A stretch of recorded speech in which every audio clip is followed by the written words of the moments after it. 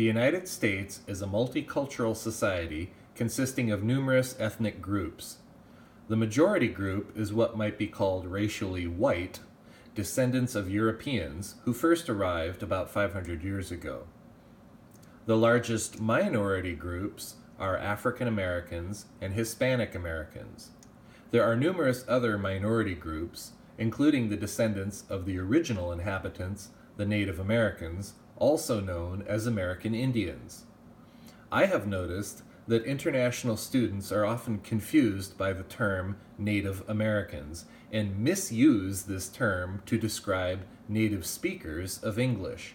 So, for clarification purposes, native speaker means anybody who speaks a particular language as their first language, and this term is most often used to describe people who speak English as their first language.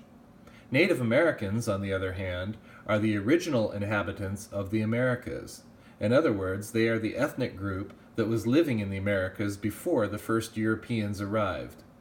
Today, this group is relatively small in terms of the population, but big in terms of their contributions to the American identity.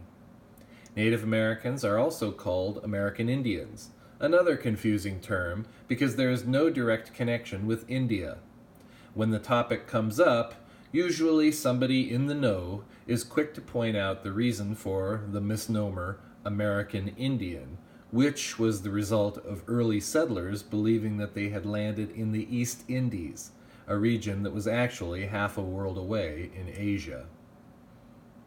The Europeans started settling in the Americas at the end of the 15th century, but the largest influx of Europeans came much later, toward the end of the 19th century and into the 20th. Since then, Hispanic Americans and Asian Americans have been the fastest growing groups. Africans were first brought to the New World starting in the early 17th century. For about 250 years, they served as slaves in the agricultural economy. The institution of slavery can be seen as a major component of colonialism, the system of European dominance that exploited the labor and natural resources of much of the world for the benefit of Europe. America was both the product of colonialism as well as the beginning of its end. Slavery continued in America until after its independence as a colony, but was then abolished as America was reborn in the wake of the Civil War.